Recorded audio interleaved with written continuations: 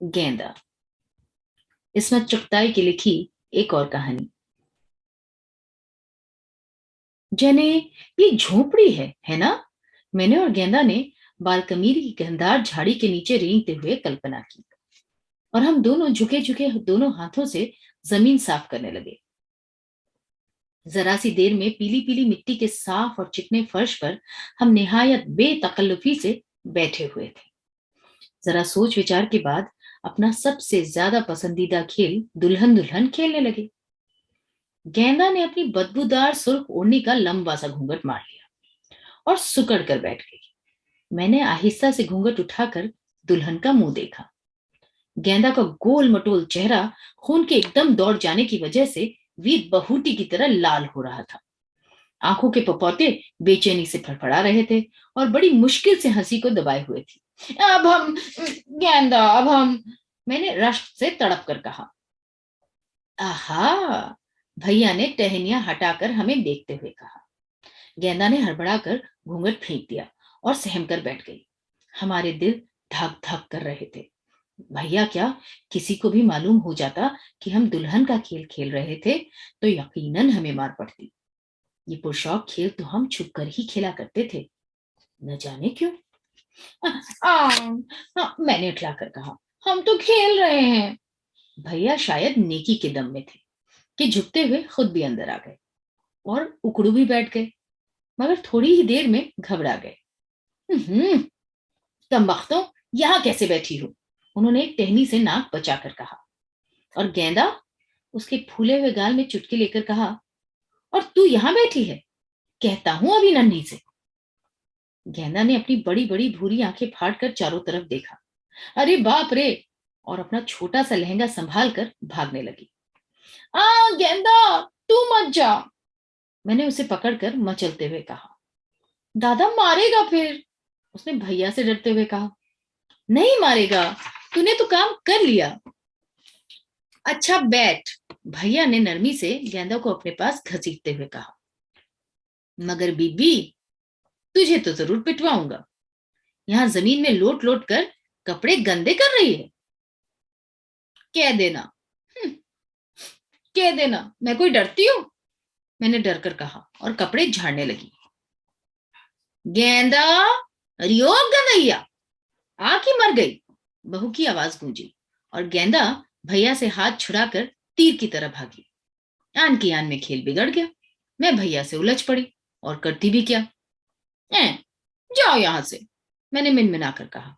भूतनी, उन्होंने घुटी हुई आवाज में दांत पीस कर कहा और एक थप मेरे लगाकर चल दी। विधवा काहे को सिंगार करे, गेंदा ने फलसफियाना अंदाज से कहा। विधवा, मैंने सुर्ख ईंट को, जिसे मैं सिंदूर तैयार करने के लिए पत्थर पर घिस रही थी, कुर्ते से पूंछ कर कहा। विधवा? हाँ और क्या, हम विधवा हैं। मुझे ऐसा मालूम हुआ जैसे गेंदा ने बड़े फक्र से कहा है। और हम, मैंने जलकर पूछा। तुम? वो घिन से मुंह बनाने लगी। तुम तो कुंवारी ही हो। उसने मजाक उड़ाया। मेरा दिल बैठ गया। गेंदा मुझे हमेशा हकीर समझती थी। मैं मजाल है जो उसकी बराबरी कर जाऊं। पिछले बैसाख में उसका ब्याह हुआ। सुर्ख सुर्ख कपड़े पहनाए गए, चमकते हुए चांदी के जेवर बिना किसी दूसरे की साझेदारी के उसकी मिल्कियत हो गए और वो कई दिनों तक छम छम करती इठलाती फिरी। मैं बेचारी किसी गिनती में नहीं, टुकुर टुकुर मुंह देखना और बिल्ली की तरह उसके पीछे लगे रहना। कभी उसकी चूड़ियां गिनती तो कभी उसके घुंघरू संभालती, कभी उसके झूठे गोटे का दुपट्टा जमीन पर लग जाने पर तड़प कर उठा लेती। अम्मा की ज्यादती देखो, अगर मैं जरा लिहाफ का ही घूंघट निकाल बैठूं तो डांट बताती हैं। आखिर क्यों, क्यों बिछौने खोद रही है? जैसे लिहाफ घूंघट के इस्तेमाल से फट ही तो जाएगा। जब कभी दुपट्टियां ओढ़ने को मांगू तो झिड़क देती है। नहीं, कीचड़ में लिथड़न को ना है। यह माना कि मैं गेंदा से छोटी, पर इतनी भी तो नहीं कि दुल्हन न बन पाऊं। मुझसे कहो, सारी उम्र घूंघट निकाल कर बैठी रहूं और जरा भी जी न घबराए। आखिर मैं भी तो इंसान हूं। गेंदा का मियां बरसात में मर गया। सारा घर दिन रात रोता पीटता रहा। गेंदा की तो चूड़ियां तोड़ दी गई और वो भी खूब रोई। हाय बेचारी गेंदा। सब उसको समझाते बुझाते और प्यार करते, और मेरा घर में कोई नोटिस भी ना लेता। हर बात में यही कि मैं अभी बस बच्चा हूं, अभी छोटी हूं। अरे खाक पड़े ऐसे छोटेपन को, आखिर कब तक छोटी रहूंगी। इतनी तो बड़ी हो गई कि नीली शलवार भी ऊंची हो गई, और गुलाबी कमीज अब जू को दे दी गई। एक जरा सजने की कमीज थी, वो भी छोटी हो गई। अच्छी अच्छी चीजों के लिए तो मैं ढोंगरी हो जाती हूँ, और वैसे मतलब के वक्त सब मुझे छोटा बना देते हैं। ये अब तक मुझे मालूम नहीं कि मैं छोटी हूं कि बड़ी। कुछ अजीब उलझन है। हम्म, तुम तो श्रृंगार नहीं करती, मैंने बेकार दोहराया। जब पति ही मर जाए तो फिर किस पर श्रृंगार करें। गेंदा ने सूफियाना लहजा अख्तियार कर लिया। मांग का सिंदूर, हाथ की चूड़ी पति ही के लिए होता है ना। उसने सुनी सुनाई बात को यकीन का रंग देने की कोशिश की। देख गेंदा, कितना ढेर सारा सिंदूर बन गया, मैंने पिसी हुई ईंट को उंगलियों से समेटते हुए कहा। गेंदा सिंदूर की ढेरी को एक मुकम्मल बेवा की तरह देखने लगी, और जल्द ही हम मुस्कुराने लगे। सुन, तू भाभी से ना कहना, अच्छा? आओ, उसने आगे सरक कर कहा, और हम दोनों श्रृंगार के लिए तैयार हो गए। मैंने एक तजुर्बेकार मशाता की तरह गेंदा के उलझे हुए बालों को मुश्किल से पानी से चिपकाया और उनमें सिंदूर भर दिया। आहा, गेंदा का चेहरा लाल लाल हो गया। उसने शर्मा कर मुंह ओढ़नी में छुपा लिया और हंसते हंसते लौट गई। अरे अरे अरे, मैंने उसे चेतावनी दी, सब बिगड़ जाएगा। मैं हमने लाओ, अब तुम्हारे लगाओ, गेंदा ने मेरे सिर पर पानी चपड़ कर कहा। और बिंदी, मैंने आंखों को झपका कर कहा। हाँ हाँ, और क्या, उसने इत्मीनान दिलाया। एक जरा सी देर में हम दोनों सिंदूर से मांग भरकर और बिंदिया लगाकर सिर पर ओढ़नियां मढ़कर सलीके से एक कोने में बैठ गए, और एक दूसरे का मुंह देख देख कर अपनी सुंदरता का अंदाजा लगाकर शर्माना ही पड़ा। सामने से भैया नजर आए और गेंदा सुर्ख हो गई। हमने जल्दी जल्दी माथे की बिंदिया छुटा डाली और खिसियानी हंसी हंसने लगे। भैया मुझे धकेल कर गेंदा के पास बैठ गए। वह शर्माने लगी। भैया ने दांत पीस कर दोनों गालों में चुटकी ली, और वह ऊ कर कर सुकुड़ गई। एहे, ये क्या? भैया ने नफरत से पिसी हुई ईंट की ढेरी जूते से बिखेर कर कहा। उनकी उजली कमीज भी खराब हो गई। वह उसी पर चिढ़ बैठे थे। ये तो सिंदूर है, हमने बनाया है, मैंने फकड़िया कहा। भैया उंगली से सिंदूर से खेलने लगे और पैर से गेंदा का पैर दबाया। ला, मैं लगाऊं तेरे। भैया ने सिंदूर लेकर गेंदा के लगा दिया। उसने हथेली से सिंदूर छुटा दिया। भैया, गेंदा तो विधवा है, वह सिंदूर कब लगाती है? मैंने अपनी काबिलियत जताई। लगाएगी कैसे नहीं चुड़ैल। और उन्होंने उसके दोनों हाथ पकड़कर उसे पीछे ढकेला। उसने अपना मुंह छुपा लिया। गेंदा, फिर मैं तुझसे बोलूंगा भी नहीं। और गेंदा ने आखिर को मुंह खोल ही दिया। गेंदा, भैया ने पास रख कर कहा, ब्याह करेगी? हट। और वो शर्मा गई। मैं भी जलकर शर्माने की कोशिश करने लगी। हम दोनों घंटों ब्याह की बातें कर कर शर्माया करते थे। भैया को तो वो बातें मालूम भी ना होंगी जो हमने आपा और नन्ही को करते हुए पलंग के नीचे से छुप कर सुनी थी। हट कैसी, भैया ने कोहनी का ठोका देकर कहा, करेगी ब्याह? बहू के छड़ों की झंकार से हम तीनों चौंक पड़े। वह कुएं पर आ रही थी। गेंदा, उसने पुकारा, और दूसरे ही लम्हे हमारे सिरों पर आ गई। अरे रांड, यहां बैठी है, चल स्त्री देह का, वह गुर्राई। गेंदा जल्दी से कतरा कर जाने लगी, मगर उसने लपक कर उसे जा लिया और बाल पकड़कर दो झटके दिए। और ये मांग छोटी तूने कैसे करी है? उसने धौल मारकर कहा। गेंदा गोता मारकर निकली चली गई। मैं और भैया तड़प उठे। बहू से मेरे बदन में आग लगती थी। वह जब गेंदा को मारती तो मैं जरूर उसका कुछ न कुछ नुकसान कर देती। आज भी जैसे ही उसने उसकी आंख बची, मैंने मुट्ठी भर राख उसके साफ और सुथरे कलफ में झोंक दी, और भैया ने शाम को कॉलरों पर खराब इस्त्री के कसूर में नत्था के दो झापड़ कस कर लगाए। सूंघो, गेंदा ने अपनी फटी हुई कुर्ती का गरेबान मेरी नाक से लगाकर कहा। इतर कहां से आया? मैंने बिलबिलाकर पूछा। भैया। और वो जोर से खिलखिलाने लगी। मैं भी रश को दबाकर हंस दी। गेंदा, भैया ने बरामदे से पुकारा, ये कोट इस्त्री के लिए ले जा। वो मेरी तरफ मतलब भरी नजरों से मुस्कुराती हुई चली गई। गेंदा ऐसे चली जैसे लचकी जा रही हो। मैं जब चलती तो धपाधप जैसे घोड़ा दौड़ रहा हो। मैं तो मेरा जी घबराने लगा और मैं जलकर बाग में पानी देने की हौंदी में एक लकड़ी उठाकर घंघोलने लगी। सुबह की पिसी हुई ईंट का सिंदूर अभी तक वहीं पड़ा था। भैया ने गेंदा की इत्र लगाया और मेरे लगाना शायद भूल गए। भूल क्यों गए? जानबूझकर नहीं लगाया। हालांकि मैं उनकी सगी बहन हूं और गेंदा, वह तो उनकी कोई भी नहीं। मुझे भैया से नफरत हो गई और मैं जोर जोर से लकड़ी घुमाने लगी। हाँ हाँ हाँ, क्या करती हो बीबी? मेवाराम ने पीछे से आकर कहा।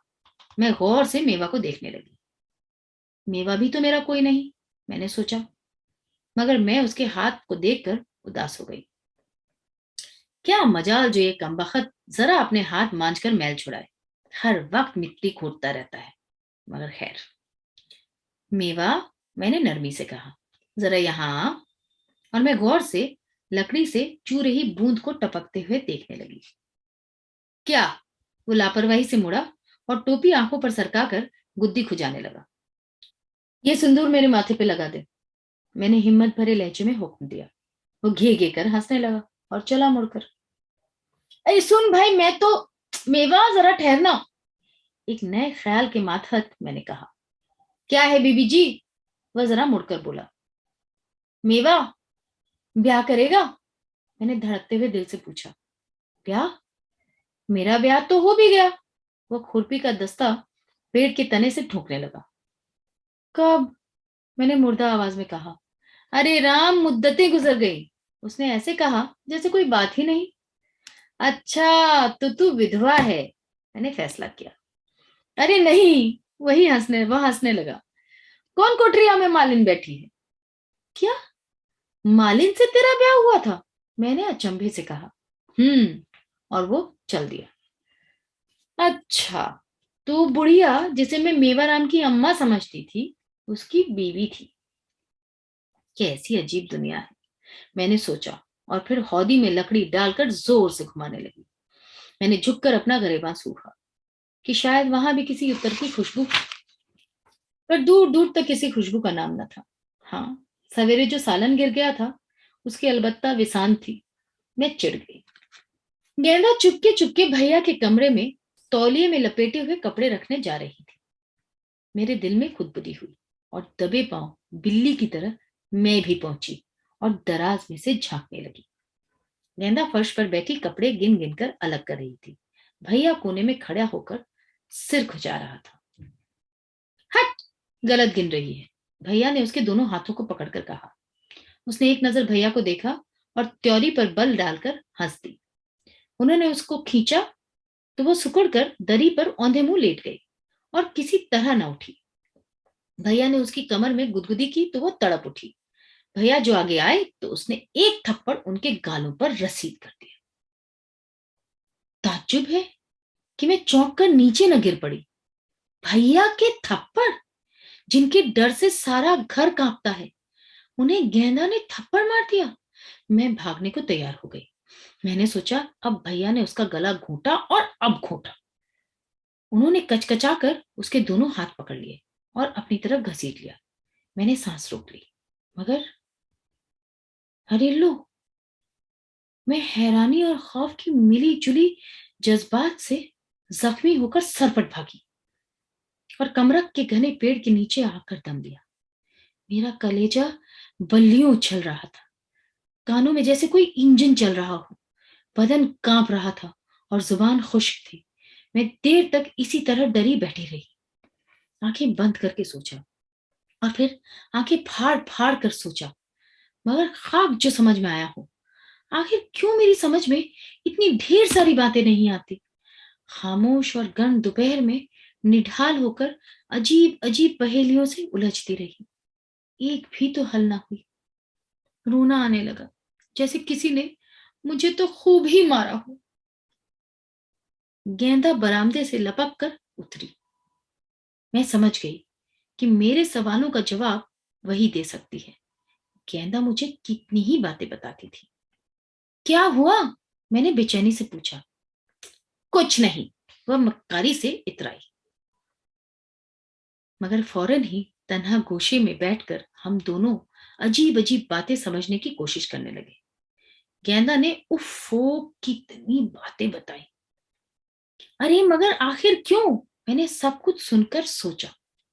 गेंदा कलफ चढ़ाने चली गई और फिर मैं ऐसी बैठे रह गई जैसे रास्ता गुम कर दिया गया।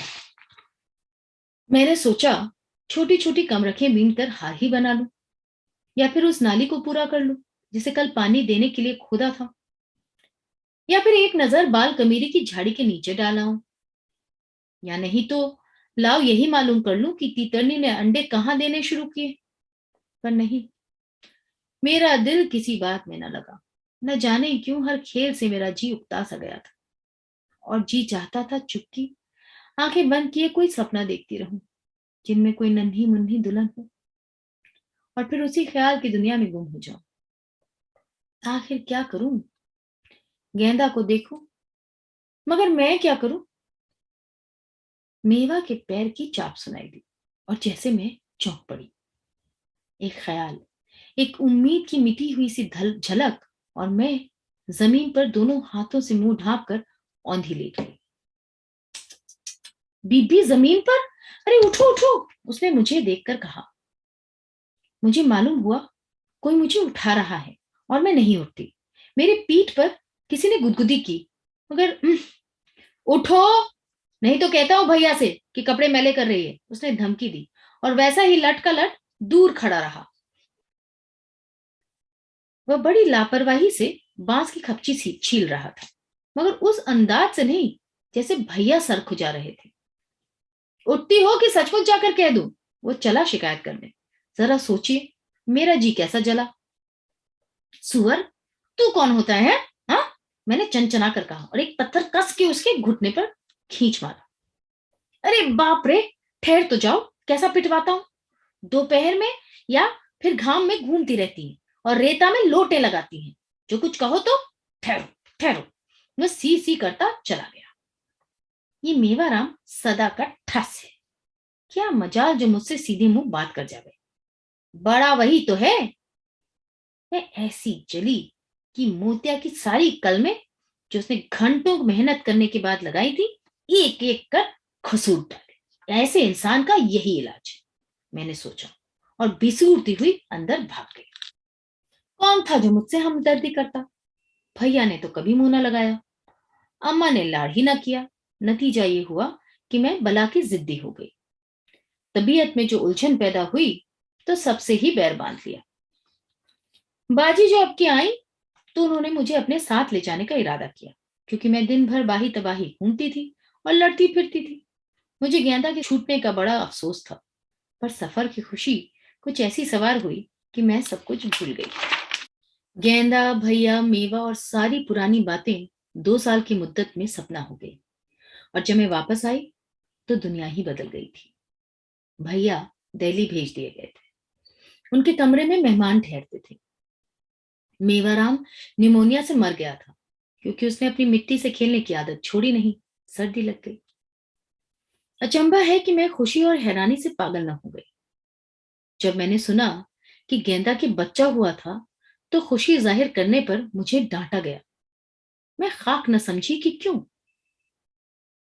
हाँ, इतना तो सुना, ए है बहुत तेरी तो उसने कोशिश की, मगर वो तो।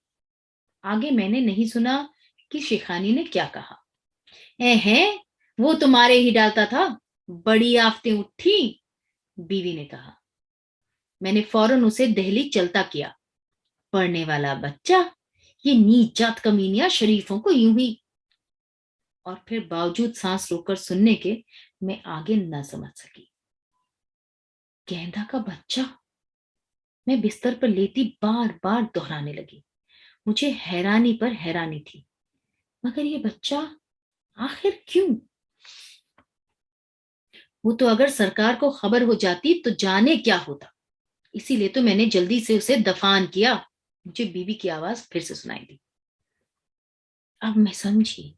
ओहो, मेरी नजरों के सामने सारी बीती बातें सिनेमा की तस्वीरों की तरह फिर गईं और मेरा दिल बैठने लगा। लेकिन फौरन ही गेंदा के बच्चे को देखने के लिए मैं बेकरार हो गई। मेरी नजरों में नन्हा मुन्ना सा बच्चा फिरने लगा, जैसे हमने रेल में लाहौर जाते वक्त देखा था। जरा सा बच्चा, मगर कितना प्यारा। हमारे यहाँ तो कोई बच्चा भी नहीं, कोई बच्चा मेहमान भी नहीं आता। मुझे गेंदा के बच्चे पे बड़ा प्यार आने लगा। अंधेरे में मुझे ऐसा महसूस हुआ जैसे किसी के नन्हे हाथ मेरी ठोड़ी और गर्दन पर रेंग रहे हैं। मैं चुपकी लेटी रही कि कहीं वो छोटी छोटी फरिश्तों जैसी उंगलियां मेरे हिलने डुलने से भाग न जाए। रात को सपने में बच्चे ही बच्चे, सैकड़ों बच्चे, अजीब अजीब शक्लों के, गेंदे की शक्ल के, मेरी शक्ल के, भैया की शक्ल के, यहाँ तक कि मरे हुए मेवाराम की शक्ल के सैकड़ों बच्चे किल बिल करते, कुछ बालों वाले, गोल मटोल सिर, जरा जरा से हाथ, रेत के बेशुमार जर्रों की तरह सारी कायनात में बिखरे हुए थे। सुबह मैं चुप कर गेंदा के बच्चे को देखने चली गई। गेंदा अपनी कोठरी में दरवाजे की तरफ पीठ किए झुकी हुई कुछ कर रही थी।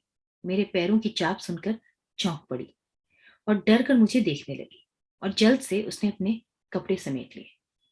मैंने सामने जाकर देखा तो एक बहुत ही छोटा अधनंगा इंसान उसके घुटने पर पड़ा अपना कलहिया सा मुंह फाड़ रहा है। ओए, कितना मुन्ना सा है, मैंने उसके पास उकड़ू बैठते हुए कहा। गेंदा कितनी दुबली हो गई थी, जैसे लकड़ी, घबराई हुई थी। उसने मेरी तरफ से मुंह फेर लिया। हाय, जान है तेरा बच्चा तो, मैंने खुशी से चीख कर कहा और जमीन पर बैठ गई। जी चाहा गेंदा और उसके बच्चे को उठाकर कलेजे से लगा लूं। मुझे न जाने क्यों रोना आने लगा। जरा मुझे दे दे गेंदा, मैंने हाथ बढ़ाकर कहा, मगर वो खामोश बैठी अपनी आंसू पोंछती रही। अरे, रो रही है तू? मुझे तो रोदन आने लगा।